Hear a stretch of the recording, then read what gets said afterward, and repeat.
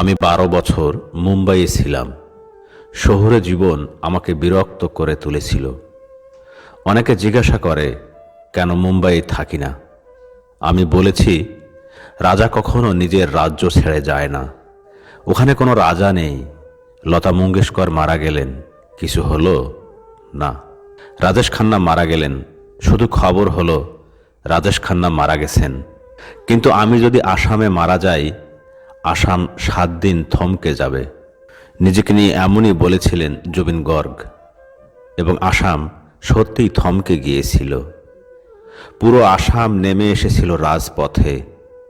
একজন শিল্পীকে এভাবে এতটা ভালোবেসে বিদায় জানানো যায়, বা পৃথিবীর আর কোনো শিল্পী তার নিজের শহরে এতটা ভালোবাসা পেয়েছেন কিনা জানি না। গানাওয়ে ডুবু ডুবু পাছানাওয়ে বইসো ঢোঙায় ঢোঙায়ছে কোম্পানি রে। ভূপেন হাজারিকার পর আসামের সংস্কৃতিকে নতুন দিশা দেখিয়েছেন জুবিন গর্গ।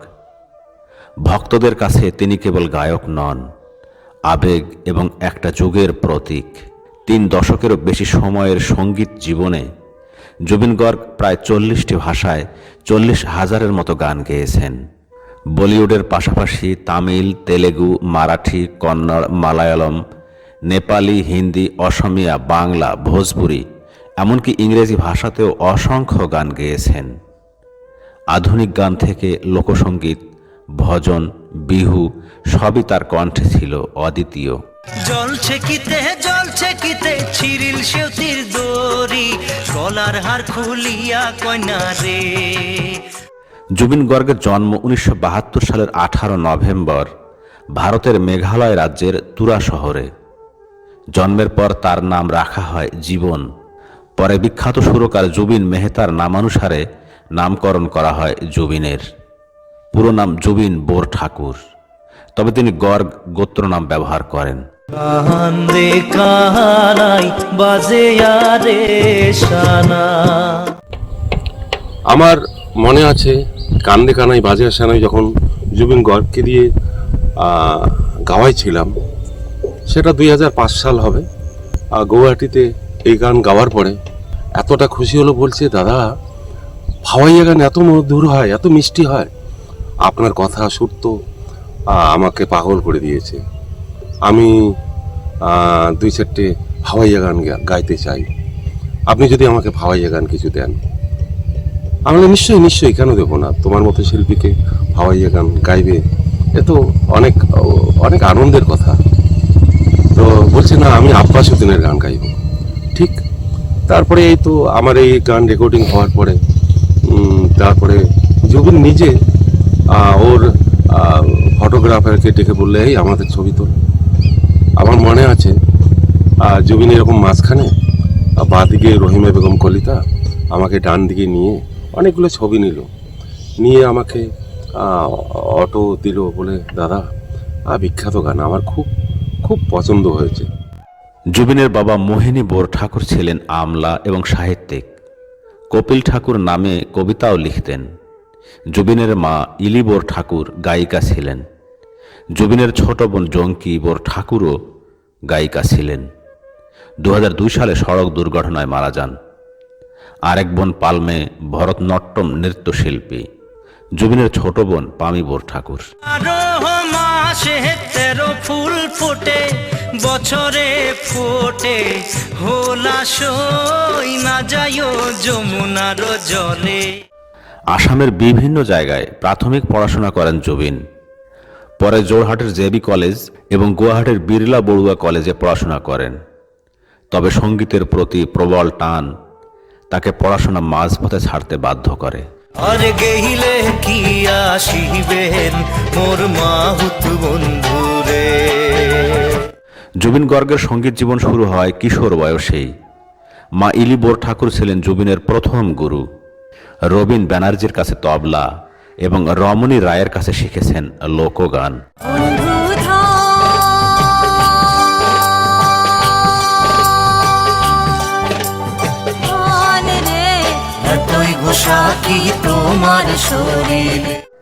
জুবিনের প্রথম অসমীয়া অ্যালবাম অনামিকা 19 বছর বয়সে 1992 সালে প্রকাশিত হয়। একই বছর যুব মহোৎসবে পাশ্চাত্য একক পরিবেশনায় স্বর্ণপদক জয়ের পর তার জীবনের মোড় ঘুরে যায়। 1995 সালে বলিউডে পা রাখেন। খ্যাতি আসে 2006 সালে গ্যাংস্টারের আইকনিক গান ইয়া আলী দিয়ে। তুই ভাল করিয়া বাজাও রে দোতরা, কমলা সুন্দরী নাচে। Zubeen Garg tabla, keyboard, harmonium, drum, guitar, mandolin ও দোতারা সহ 12টি বাদ্যযন্ত্র বাজাতে পারতেন। গানাওয়ে ডুবু ডুবু পাছানাওয়ে বইস, ঢোঙায় ঢোঙায়ছে কোন পানি রে। জুবিন গর্গ 2003 সালে বাংলা চলচ্চিত্রে প্রবেশ করেন। মন, শুধু তুমি, প্রেমী, চিরদিন তুমি যে আমার, মন মানে না, রোমিও, পরাঞ্জায় জ্বলিয়া ও পাগলি তোরে রাখবো আদরে চলচ্চিত্রে কাজ করেন। ইকোজ অব সাইলেন্স ছবিতে সঙ্গীত পরিচালনার জন্য জাতীয় পুরস্কার পান। তার শেষ ছবি রই রই বিনালে। জলছে কিতে চিরিল সেউতির দড়ি, গলার হার খুলিয়া কয়না রে। জুবিন গর্গের স্ত্রী গরিমা শইকিয়া গর্গ 2002 সালের 4 ফেব্রুয়ারি বিবাহ বন্ধনে আবদ্ধ হন তারা। গরিমা আসামের বিখ্যাত ফ্যাশন ডিজাইনার, চলচ্চিত্র নির্মাতা এবং সাংস্কৃতিক ব্যক্তিত্ব। গরিমার জন্ম আসামের গোলাঘাট জেলায়। গরিমা জুবিনকে তার ভক্ত হিসেবে একটি চিঠি লিখেছিলেন। সেই চিঠির মাধ্যমেই তাদের পরিচয় হয়। চিঠিটি জুবিনের হৃদয় স্পর্শ করে, একটি বন্ধুত্বের জন্ম দেয়, যা পরে গভীর সম্পর্কে পরিণত হয়। 12 মাসে 13 ফুল ফোটে, বছরে ফোটে হোলা সই না যায়ও যমুনার জলে। শিল্পের বাইরেও জুবিন একজন মানবতা প্রেমী। তিনি কলাগুরু আর্টিস্ট ফাউন্ডেশন চালাতেন, যা বন্যা দুর্গতদের সহায়তা করে। অনাথ শিশুদের দায়িত্বও নিয়েছিলেন তিনি। আবার অসুস্থ পশু পাখিকে আশ্রয় দিয়ে চিকিৎসাও করিয়েছেন। কামাখ্যা মন্দিরে পশু বলি বন্ধ করা নিয়ে জুবিন গর্গের লড়াইয়ের জন্য পেয়েছিলেন হিরো তকমা। ভরণ পোষণ দিতেন এতিমদের। মুসলমান এতিম শিশুদের জন্য খুলেছিলেন মাদ্রাসা ও এতিমখানা। ও বৈদেশি প্রাণ বন্ধু আরে,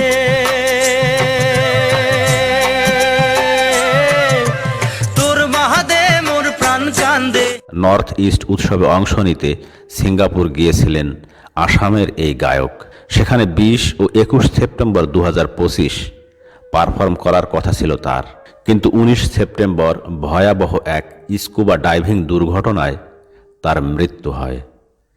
ঘটনার পর তাকে উদ্ধার করে দ্রুত হাসপাতালে নেওয়া হলেও চিকিৎসকেরা আর বাঁচাতে পারেনি। সিঙ্গাপুর থেকে জুবিন গর্গের মরদেহ ভারতের আসামের গুয়াহাটি লোকপ্রিয় গোপীনাথ বরদলৈ আন্তর্জাতিক বিমানবন্দরে নামানো হয়। স্ত্রী গরিমা এবং আসাম সরকার ঊর্ধ্বতন কর্মকর্তারা বিমানবন্দরে উপস্থিত হয়ে মরদেহ গ্রহণ করেন। প্রিয় শিল্পীকে শেষবারের মতো দেখতে বিমানবন্দরে জড়ো হন লাখো মানুষ। বিমানবন্দর থেকে কাহিলীপাড়া পর্যন্ত 25 কিলোমিটার পথে মানুষ ফুল ছিটিয়ে হাত জোড় করে দাঁড়িয়ে আর কান্নায় ভেঙে পড়ে শেষ বিদায় জানিয়েছেন তাদের প্রিয় শিল্পীকে। আর গেইলে কি আসিবেন মোর মাহুত বন্ধুরে। 23 সেপ্টেম্বর 2025 অনুষ্ঠিত হয় তার শেষকৃত্য। কোনো ধর্ম, কোনো রাজনীতি বা কোনো গণ্ডিতে সীমাবদ্ধ না থেকে সর্বস্তরের মানুষ কেঁদেছে জুবিনের জন্য।